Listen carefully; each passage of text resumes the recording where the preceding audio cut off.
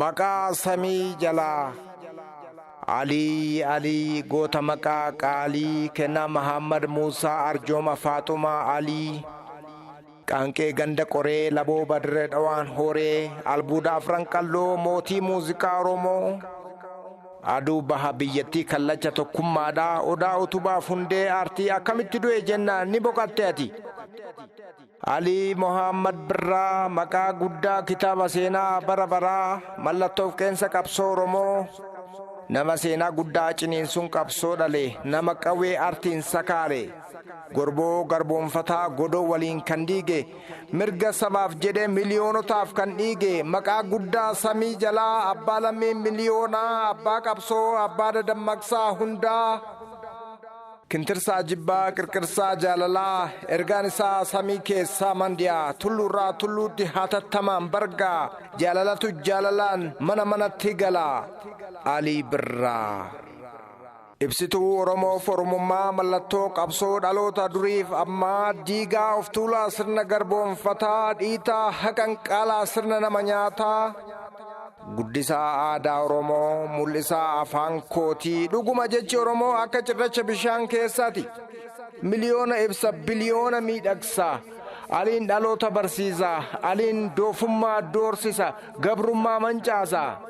Abaa jennee kaanaa kanumaan calqabnaa afaanuma keenyan katabnee dubbifnaa karaa manni abbaa gadaa eessaa dhaqeen galmasaa jajjabeessaa taa'een seenaa isaa babarreessaa barnoota kana ta'uu qabaa kaayyoon Oromoota anis biyyan qaba biyya caaltuu biyyatoo Oromiyaa kan uuman badhaatu.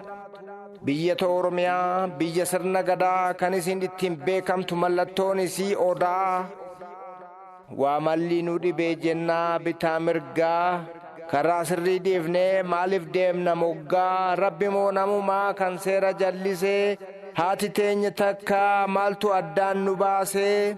Ali maqaa guddaa qaalii Ali Birraa.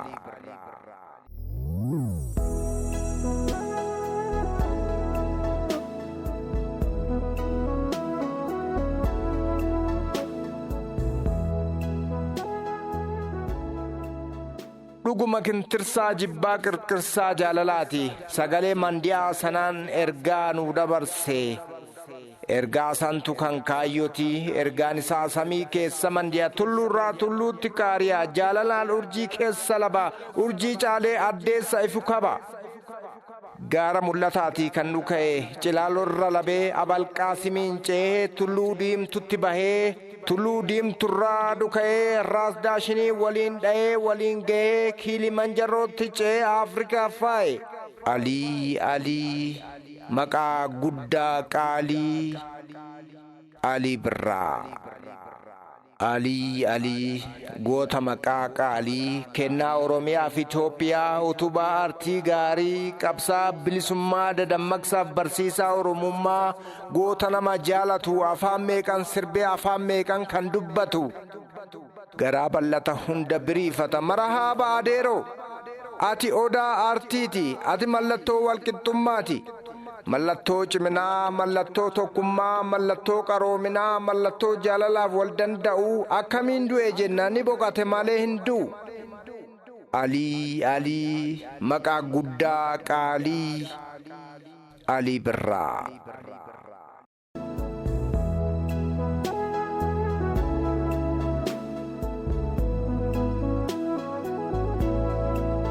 Maqaa samii jalaa Ali goota guddaa maqaa qaalii abbaa dhallisaa aartii maqaan kee sibiilarra ulfaata nagaatti nagaan gali garuu Ali goota ummanni kee akkamiin si dhiisa atis akkamiin ummata kee dhiifta.